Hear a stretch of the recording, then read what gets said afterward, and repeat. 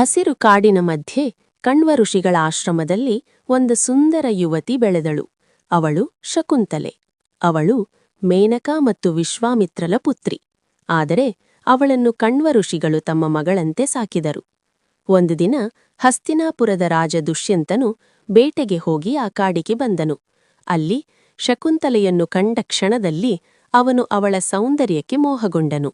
ಅವರಿಬ್ಬರ ಮಧ್ಯೆ ಪ್ರೀತಿ ಮೂಡಿತು. ಅವರು ಗಂಧರ್ವ ವಿವಾಹ ಮಾಡಿಕೊಂಡರು. ಹೊರಡುವಾಗ ದುಷ್ಯಂತನು ತನ್ನ ಉಂಗುರವನ್ನು ಶಕುಂತಲೆಗೆ ಕೊಟ್ಟು, ನಾನು ನಿನ್ನನ್ನು ಕರೆದುಕೊಂಡು ಹೋಗುತ್ತೇನೆ ಎಂದು ಮಾತುಕೊಟ್ಟನು. ಒಂದು ದಿನ ದುರ್ವಾಸ ಮುನಿಗಳು ಆಶ್ರಮಕ್ಕೆ ಬಂದರು. ಶಕುಂತಲೆ ದುಷ್ಯಂತನ ನೆನಪಿನಲ್ಲಿ ತಲ್ಲೀನಳಾಗಿದ್ದಳು. ಅವಳು ಮುನಿಯನ್ನು ಗಮನಿಸಲಿಲ್ಲ.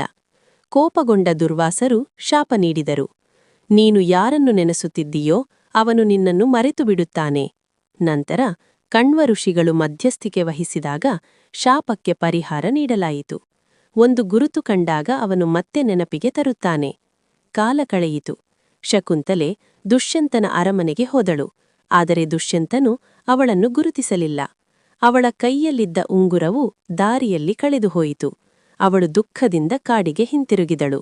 ಒಂದು ದಿನ ಒಬ್ಬ ಮೀನುಗಾರನು ರಾಜನ ಉಂಗುರವನ್ನು ಕಂಡು ರಾಜನಿಗೆ ಕೊಟ್ಟನು. ಆ ಕ್ಷಣದಲ್ಲಿ ದುಷ್ಯಂತನಿಗೆ ಎಲ್ಲವೂ ನೆನಪಾಯಿತು. ಅವನು ತಕ್ಷಣ ಶಕುಂತಲೆಯನ್ನು ಹುಡುಕಲು ಹೊರಟನು. ಕೊನೆಗೆ ಕಾಡಿನಲ್ಲಿ ತನ್ನ ಮಗ ಭರತನ ಜೊತೆ ಶಕುಂತಲೆಯನ್ನು ಕಂಡನು. ಅವನು ತನ್ನ ತಪ್ಪಿಗೆ ಕ್ಷಮೆ ಕೇಳಿ ಅವರಿಬ್ಬರೂ ಪುನಃ ಒಂದಾದರು.